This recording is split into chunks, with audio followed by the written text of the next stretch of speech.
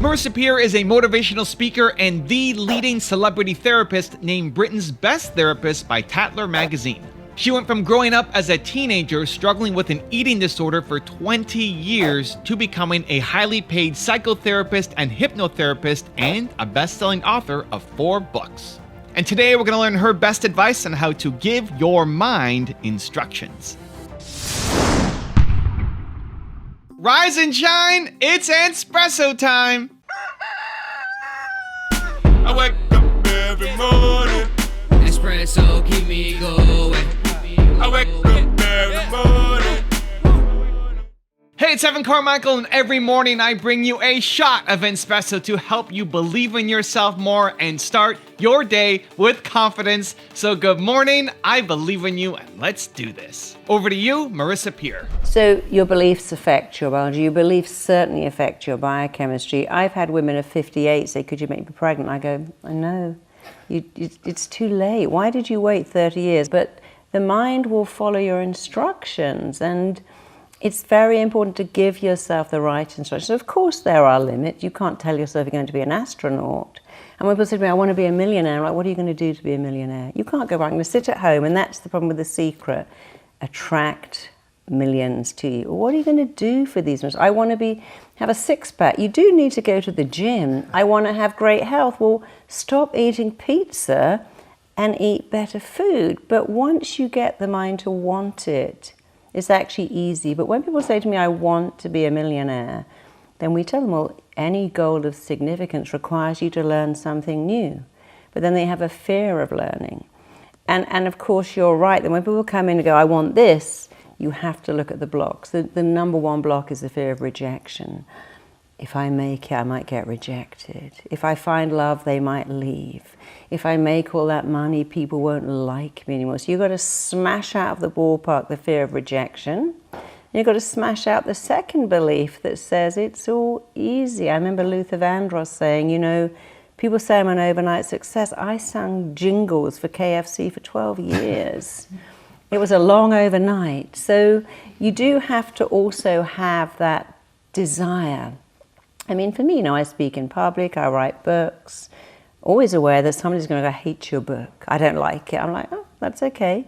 They can't reject me, they might reject my book. Most people happen to love them, but to get anywhere in life, you have to get over the fear of rejection.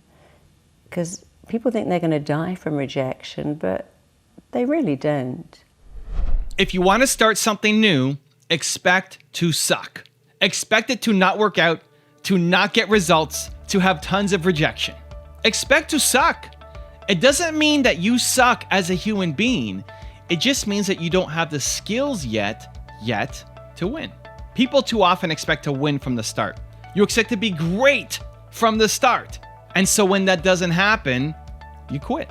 Flip that. Expect to suck at the start, because the only thing you're missing is momentum. So I've started a new gaming channel. I like to play League of Legends. I've been playing for 6 years now. Shout out to all the Teemo players out there. And I thought, hey, I should start to stream this.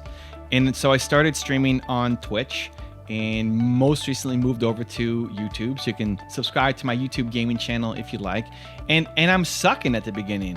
I'm not playing as well as I normally play because I'm also trying to stream, and I'm trying to answer questions from people while I'm also streaming and playing, and we don't get a lot of people who watch. So if you want to get access to me, that's probably the easiest place right now, is on my YouTube gaming channel.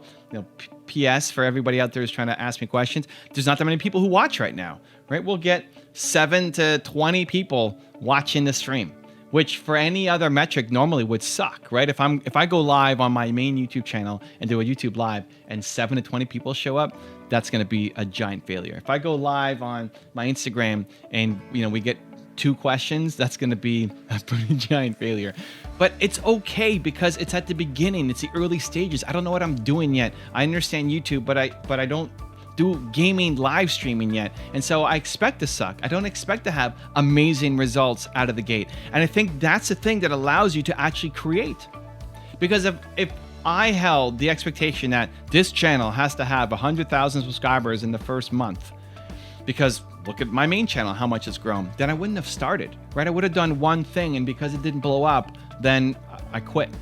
And that's the pressure that so many people put on themselves, that you created something and you expect it to be great, and you have big ambitions and big dreams for where it could go, but you expect the first thing to be great, and thus when it doesn't happen, you quit. The number of people who I've seen make one YouTube video and one not even release it, right? Because they made the video and then they watch it back and say, "Ooh, I thought I would have been a lot better. Wow, I didn't realize how much I suck at this. And ooh, look at how I stumbled on my words," and they never release it. And then others who just release their first video and then it doesn't blow up. And they say, "Well, this is stupid. That was a waste of time." Right? The first video I made took 2 days to make, barely got any results. And now I looked at my stats today. I thought I had 6,000 videos. I've got over 10,000 videos recorded on my channel, just my main channel. Over 10,000 videos just on my main channel. Not all of them are public. There's a bunch that are unlisted and part of sequences we've created, but 10,000 videos, that's crazy. It doesn't have to take you that long to get there, but it definitely is more than 1 or 3 or 5, right? And because we put this pressure on ourselves to be so good, you can go back and watch my early videos or go back and watch the early videos of any of the creators that you look up to and respect and watch. Everybody sucked at the start. That's part of the process. And again, it doesn't mean you suck as a human. You just don't have the skills yet. How do you get the skills? By practicing. But continue to work on your craft by modeling success and applying it and making more content, making more of the thing that you want to get better at so that you won't suck eventually, right? Because you're putting in the work. And I think most of you watching could actually get there faster than what it took for me. The only difference is I just kept going. And so the only thing you're missing is momentum. And I want to squeeze out the excuses and the brakes that you're putting on yourself from actually going off and making and creating and releasing, because you've got great ideas. You've got great potential. You know it. You know you could be doing so much more than what you're doing right now, right? You know that right now this is not the best version of you. You've got so much more potential inside you. But you're not doing it because you're afraid. The biggest thing you're missing is just momentum. And so I want to apply some pressure against that today and give you the permission to go off and create and expect to suck and keep going. So how do you do it? I got a 3-step formula I'm going to walk you through. But before that, if you want to learn from other successful women entrepreneurs and have more self-love, check out my 254 series. They're free. The links to join are in the description below. Successful people do what they hate to get to where they want to be. Doesn't matter how talented you are, if you don't have self-belief, you're not going to get anywhere. Okay, so how do we get the momentum? How do we start working on our ideas? We know we're going to suck. How do we incorporate that mindset and create that momentum? 3 steps. Let's go. Step number 1 is your bucket list is your excuse list. People love having this idea of having a bucket list. I think it's just the giant list of excuses. Everything that you put on your bucket list, those are your excuses, because you've given yourself until the rest of your life to do these things. As opposed to saying, no, these things matter to me right now, and I'm going to start taking action on them. So you need to stop training yourself that someday I'm going to do this. Someday this is going to happen. Someday I'm going to launch my YouTube channel. I'm going to launch this business. You're going to look back and realize 20 years have gone by and you still haven't done the thing. So you stop making your bucket list. Step number 2 is you pick something, you start, and you expect to suck. So you take something that you've wanted to do, that's on your bucket list, that you've said that you've wanted to do for a while, there's been a thought in your head for a while, and say, you know what? Today's the day I'm going to do something. Today is the day I'm going to do something on this list. I'm going to make my video. I'm going to make that phone call. I'm going to start that business. You're going to do something. Action. Action is the only way you're going to get to actually achieving your goals. So you're going to start. You're going to pick one thing. You're going to start, and then you expect to suck. You're going to make your first video and it's going to suck. You're going to post your first piece of content, it's going to suck. You're going to send out an email and nobody's going to respond. You're going to ask somebody for help and they're going to say no. Like, just expect to suck. It's okay. Stop tying your self-worth to getting that result. Expect it to be terrible.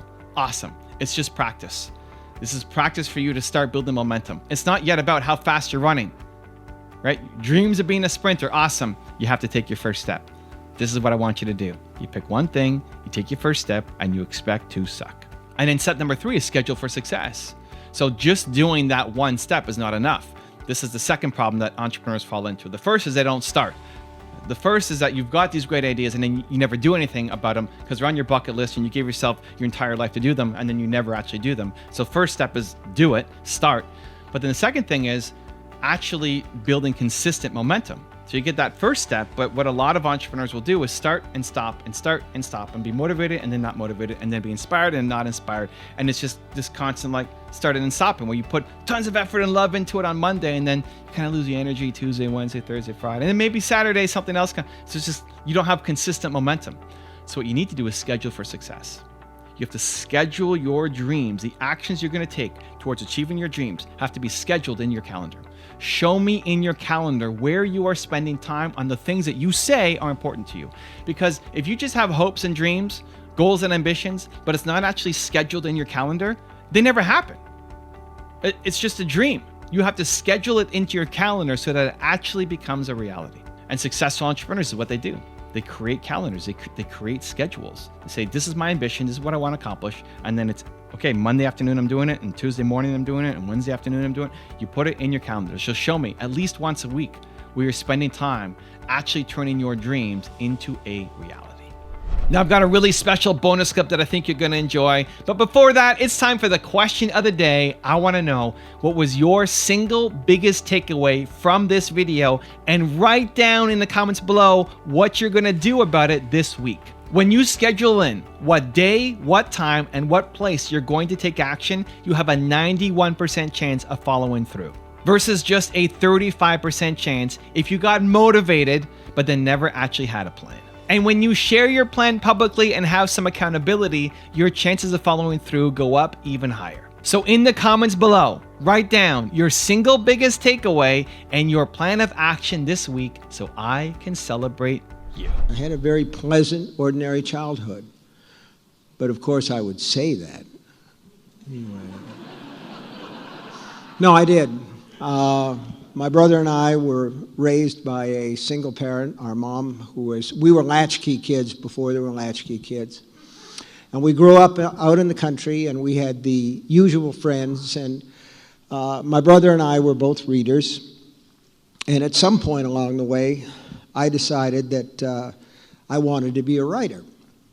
So I started to type up stories on an old typewriter that I had, and I started to send them to magazines, and I pounded a nail into the wall, and I'd get the rejection slips back, and I would put them on that nail, and around the time that I turned 17 or 18, the nail fell out of the wall because there were so many rejection slips on it, so I got a bigger nail.